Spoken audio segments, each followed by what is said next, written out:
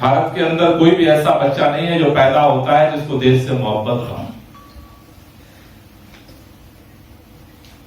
लेकिन जब राष्ट्रवाद की बात आती है तो राष्ट्रवाद देश से मोहब्बत हमारा देश प्रेम कब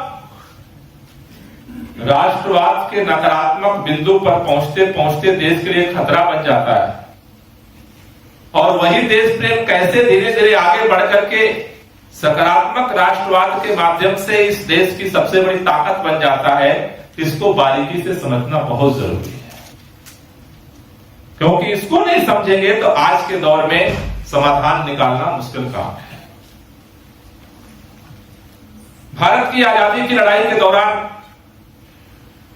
आपको थोड़ा सा समझाने की कोशिश करता हूं कि नकारात्मक राष्ट्रवाद के क्या परिणाम निकले हैं इतिहास में और सकारात्मक राष्ट्रवाद के क्या परिणाम निकले।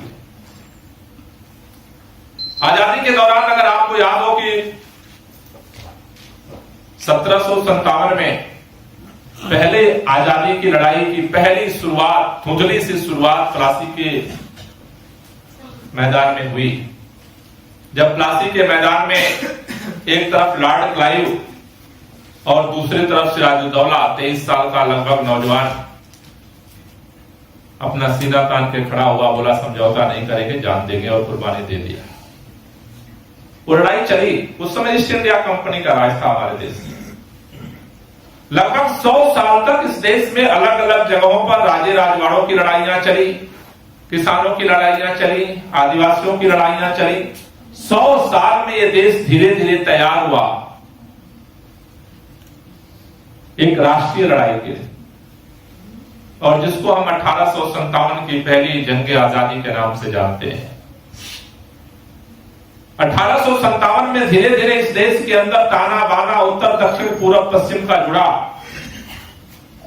और 1857 में जो लड़ाई हम लड़े और ईस्ट इंडिया कंपनी खत्म हुई, 14 मई 1857 को पहली बार यह देश को आजाद करा लिया गया था ईस्ट इंडिया कंपनी के राज से, और लाल किले पर भारत का झंडा फहराया गया था। तिरंगा नहीं था उस समय। 1947 में दूसरी बार हम आजाद हुए, और वो आजादी 21 सितंबर तक चली। 21 सितंबर तक इस लाल किले पर भारत के लोगों का राज था। ईस्ट इंडिया कंपनी खत्म हुई, कल भी जिक्र हो रहा था, और उसके बाद ब्रिटिश विक्टोरिया का रानी का राज यहां दोबारा स्थापित हुआ।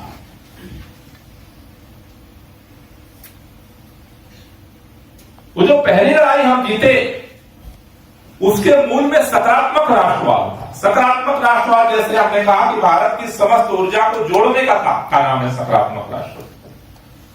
वो धीरे धीरे पैदा हुआ।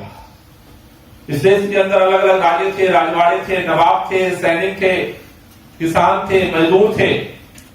सकारात्मक राष्ट्रवाद ने पूरे देश के अंदर एक ताने बाने को उड़ा। और आपको जानकर के आश्चर्य होगा, आज अगर हम बाहर आवाज सुन लें हर हर महादेव और अल्लाह अकबर, तो एकदम से दिमाग में आता है कि दंगा हो गया। 1857 की जंग आजादी जब पहली बार लड़ी गई, एक जुलूस निकलता था, एक जुलूस, और एक प्रदर्शन के अंदर 3 नारे लगते थे। फिरंगियों भारत छोड़ो, अल्लाह अकबर, हर हर महादेव। हिंदू हर हर महादेव बोलते थे, मुसलमान अल्लाह अकबर बोलते थे, और दोनों मिलके फिरंगियों भारत छोड़ो बोलते थे। इस ताकत के दम पर ईस्ट इंडिया कंपनी को हमारे पुरखों ने उसके राज को खत्म किया।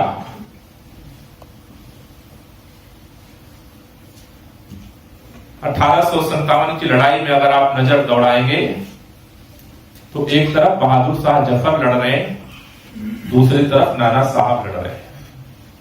एक तरफ लक्ष्मीबाई लड़ रही है, दूसरी तरफ बेगम हजरत महल लड़ रहे हैं।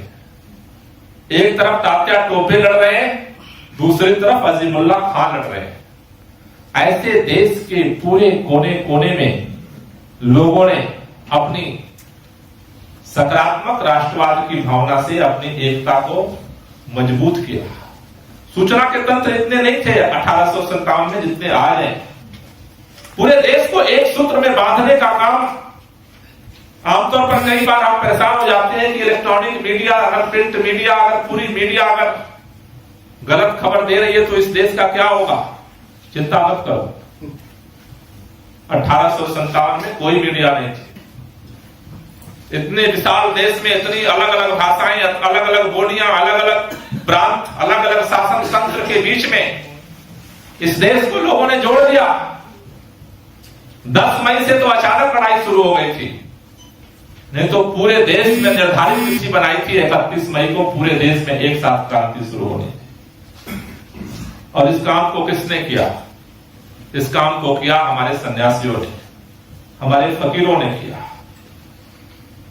नवाबों के साथ, किसानों के साथ सैनिक कैसे जुड़े उस लड़ाई? सैनिकों ने, मंगल पांडे का तो नाम आप सब जानते हो, बैरकपुर छावनी में जब वो विद्रोह किए, मेरठ छावनी के भी किस्से आप जानते होंगे क्योंकि दिल्ली के आसपास आप रहते हैं। ये पूरा ताना बाना कैसे जुड़ा? इसके लिए क्रांतिकारियों ने रणनीति बनाई, प्रचारक तय किए और सबसे स्टार प्रचारक थे उस समय इस क्रांति के हमारे सन्यासी और फकीर। सन्यासी जाकर के छावनियों के बाजू में अपनी धुनी रमाते थे, सैनिक आते थे और गुरु दीक्षा के नाम पर राष्ट्र को आजाद कराने की दीक्षा दी जाती थी। इस तरह से पूरा देश जुड़ा।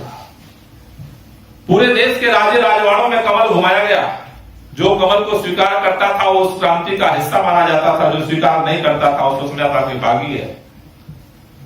और आम जनता के लिए रोटी घुमाई जाती थी, गांव में रोटी जाती थी, जो खा लिया वो क्रांति का हिस्सा है, जो नहीं खाया वो बागी होता था। और जब एक गांव की रोटी खा लेता था उस गांव की जिम्मेदारी थी कि रोटी बनाओ और फिर दूसरे गांव में पहुंचाओ।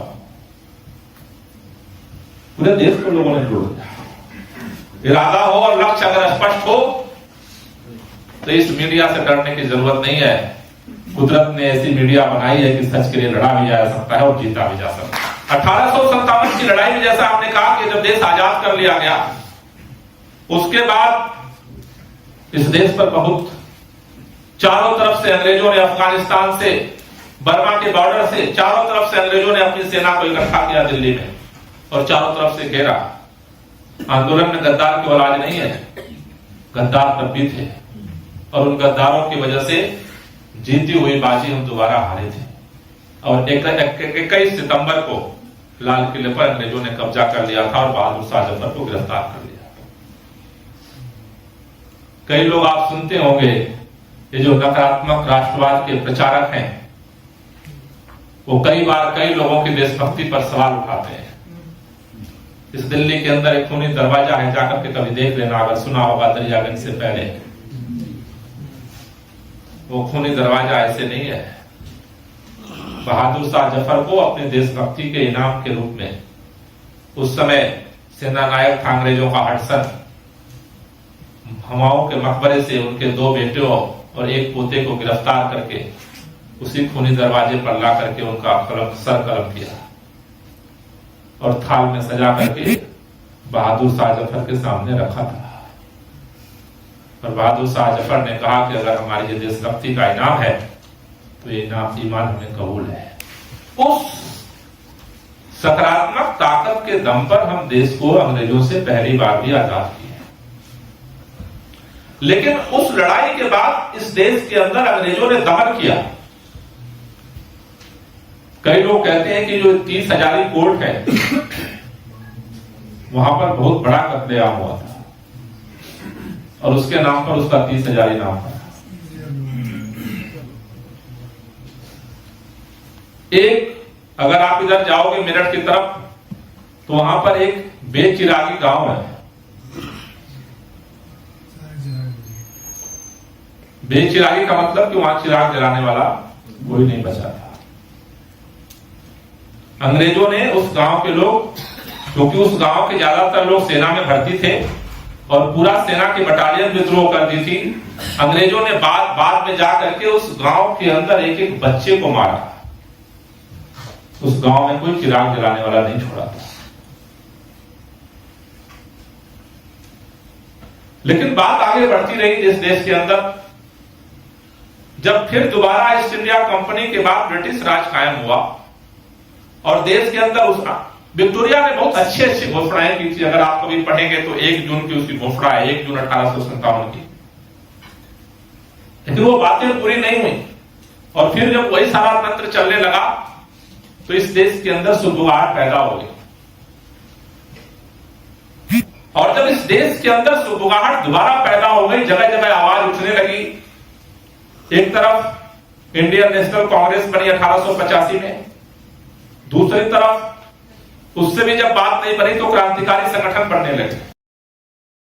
और वहां पर जब क्रांतिकारियों का आंदोलन चला, उस आंदोलन से चारों तरफ जो जगह जगह इस तरह की सुगबुगाहट होने लगी कि देश में हथियार उठाने की जरूरत है, अंग्रेज मानने वाले नहीं है, एप्लीकेशन से काम नहीं चलेगा। और उसके ही बाद 1905 में अंग्रेजों ने सबसे पहले जो प्रयोग किया नकारात्मक राष्ट्रवाद का, जो देश को खंडित करने वाली विचारधारा का, उनको लगा कि अगर देश में ये हिंदू मुस्लिम अगर सभी सारे मिलके एक रहेंगे अगर, तो इस देश पर अब लंबे समय तक राज नहीं किया जा सकता। पहला जो उन्होंने, जिसको आप एक मुहावरा जानते हैं कि अंग्रेजों की पॉलिसी क्या थी, वोट डालो। और ये जो पॉलिसी थी, जब इस देश के अंदर दोबारा विद्रोह की ज्वाला फूटने लगी तो अंग्रेजों ने लॉर्ड मैकाले को देश में भेजा। हमारे लॉर्ड मैकाले का नाम सुना है? लॉर्ड मैकाले ने जो पूरी स्टडी की इस देश के अंदर, उसने कहा कि सत्ता के दम पर, ताकत के दम पर आप इस देश को गुलाम बना करके नहीं रख सकते हो, इनके दिमाग को गुलाम बनाना पड़ेगा। और उसके बाद मैकाले ने भारतीय शिक्षा प्रणाली को बदलने का पूरा एक प्रारूप तैयार किया। और दूसरी तरफ सत्ता को बोला कि जब तक आप इनको सामाजिक तौर पर, जहनी तौर पर, सोच के तौर पर बांटोगे नहीं, तब तक आप इनको अब गुलाम बना करके नहीं रख सकते। और उसका अंग्रेजों ने सबसे पहला प्रयोग किया। अगर आपको पता हो कि इस देश के अंदर अंग्रेजों की राजधानी दिल्ली नहीं थी पहले, कोलकाता, तो सबसे पहला जो हमला उन्होंने किया, हथियार का नहीं, दिमाग का हमला,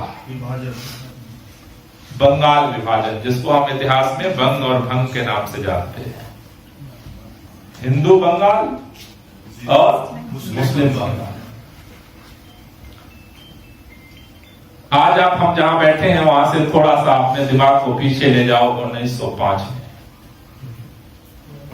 1905 में भारत के अंदर रहने वालों के करीब औरंगजेब का भी वो चित्र था,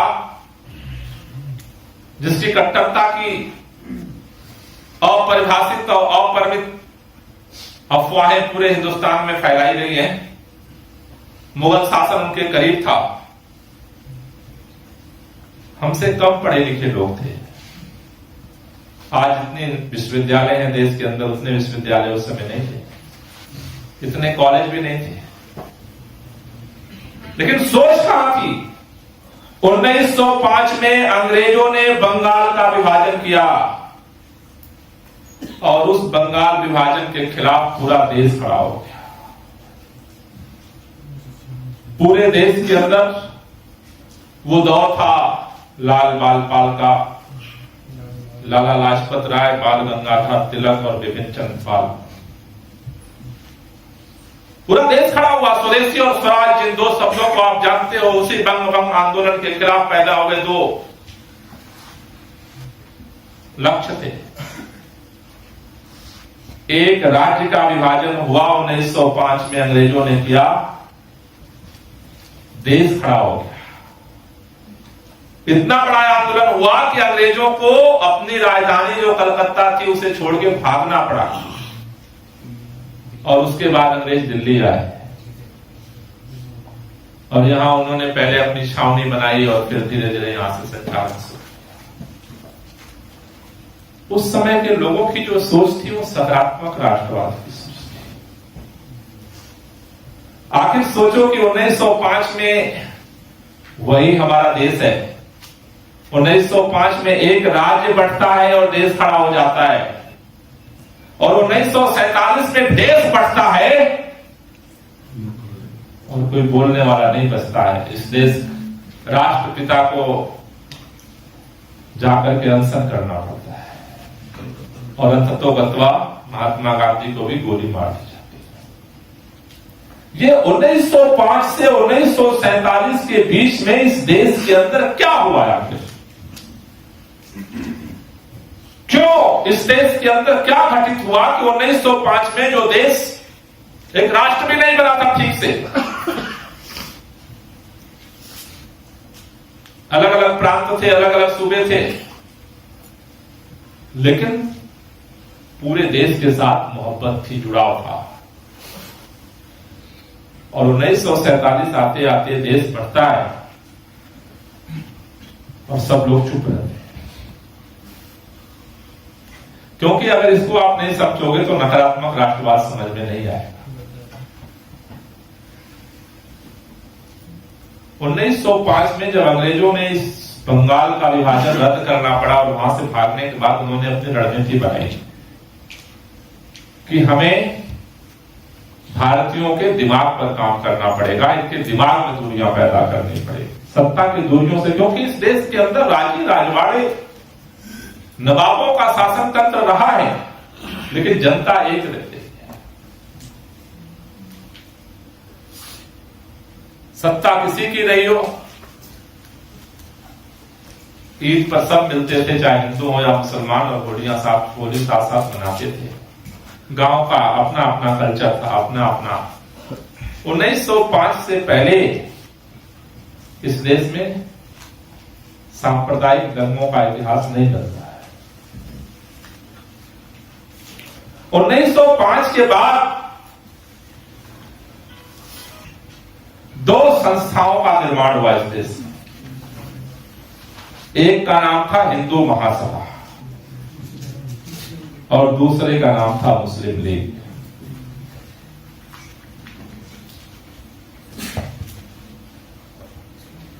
क्यों इनकी स्थापना हुई, इसको लेकर के विवाद है।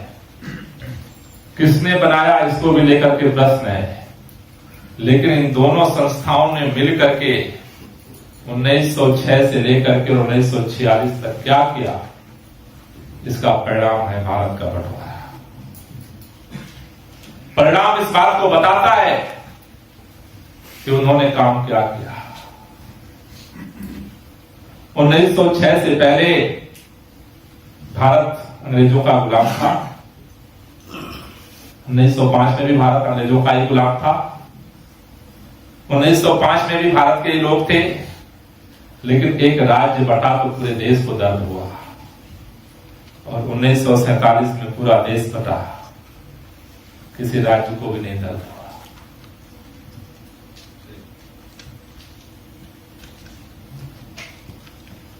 मुस्लिम लीग और हिंदू महासभा की स्थापना का मकसद था कि लोगों को हिंदू और मुस्लिम के आधार पर जेहनी तौर पर, दिमागी तौर पर डिवाइड किया जाए।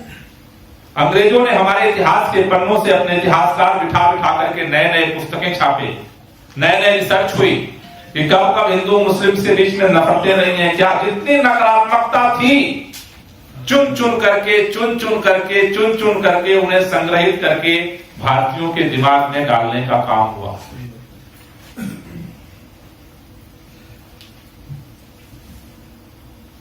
और 1925 में आकर के इस काम को और सूत्रबद्ध किया राष्ट्रीय स्वयंसेवक संघ ने, जिसको हम आरएसएस बोलते हैं। आरएसएस से व्यक्तिगत कोई नफरत और लड़ाई नहीं है। सवाल इस देश का है। देश के समाधान के लिए जिस रास्ते को वो बताते हैं वो नकारात्मक राष्ट्रवाद का रास्ता है, और नकारात्मक राष्ट्रवाद ने इस देश को विखंडित किया है।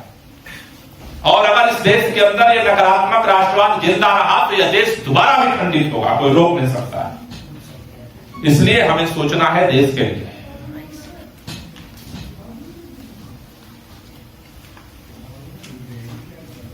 और 1925 के बाद से 1925 में दो संगठन बने, एक राष्ट्रीय स्वयंसेवक संघ और दूसरा कम्युनिस्ट पार्टी की भी स्थापना हुई कानपुर में। नागपुर में आरएसएस बना और कम्युनिस्ट पार्टी बनी 1925 में कानपुर के अंदर। और एक तीसरी धारा उसी के आसपास जब पैदा होती है, वो है महात्मा गांधी की राष्ट्रीय आंदोलन में कांग्रेस की एक नए तरह की जन आंदोलन। आजादी की लड़ाई के दौरान ये जद्दोजहद जारी रहती है और ये दोनों धाराएं चलती हैं, गांधी हो, सुभाष हो, भगत सिंह हो, अंबेडकर हो, या इन तमाम धाराओं के तमाम नेताओं। ये इस देश के अंदर लोगों को जोड़ करके एक सकारात्मक राष्ट्रवाद को पैदा करने की कोशिश कर रहे हैं और दूसरी तरफ सिख समानांतर रूप से मुस्लिम लीग, हिंदू महासभा और राष्ट्रीय सेवक संघ हिंदू और मुसलमान के आधार पर डिवाइड करने की भी कोशिश करते हैं। दोनों धाराएं 1905 के बाद समानांतर रूप से देश में काम करती हैं। हमारे लिए खुश होने की भी बात है और दुख की भी यही बात है कि 1947 आते आते समय एक है, लेकिन इन दोनों धाराओं को सफलता मिलती है। गांधी, सुभाष, भगत सिंह, अंबेडकर की जो धारा है, लोहिया की जो धारा है, जयप्रकाश की जो धारा है, वो लड़ाई को जीतती है और देश आजाद होता है। लेकिन मुस्लिम लीग, हिंदू महासभा और राष्ट्रीय स्वयं संघ की भी विचारधारा जीतती है और देश बंट जाता है। तो नकारात्मक राष्ट्रवाद और सकारात्मक राष्ट्रवाद दोनों का भारतीय इतिहास के प्रयोगशाला में प्रयोग हो चुका है और दोनों का परिणाम यह देश भुगत चुका है। सकारात्मक राष्ट्रवाद ने इस देश को आजादी दिलाई और नकारात्मक राष्ट्रवाद ने इस देश को बंटवारा दिलाया। हमें आपको यही चुनना है कि इस देश का बंटवारा चाहिए, विखंडन चाहिए, कमजोरी चाहिए, या इस देश की एकता चाहिए, आजादी चाहिए और इसके विकास का, सबके विकास का रास्ता चाहिए। विखंडन चाहिए, बर्बादी चाहिए, नफरत चाहिए। आप 100 से नकारात्मक राष्ट्रवाद को, हिंदू राष्ट्रवाद को, मुस्लिम राष्ट्रवाद की विचारधारा को आप अपनाएं, हमें कोई गुरेज नहीं है। लेकिन अगर इस देश को तरक्की चाहिए, सबके खुशहाली का रास्ता चाहिए, शिक्षा चाहिए, स्वास्थ्य चाहिए, रोटी चाहिए, कपड़ा चाहिए, मकान चाहिए, सुख चाहिए, शांति चाहिए और दुनिया के अंदर भारत के नाम को सर्वोच्च शिखर पर ले जाना अगर चाहते हो, उसका रास्ता सकारात्मक राष्ट्रवाद का है। आजमाया हुआ रास्ता है, लाखों लोगों की कुर्बानियों से बनाया हुआ रास्ता है। उस रास्ते पर फिर हमें आपको चलना पड़ेगा।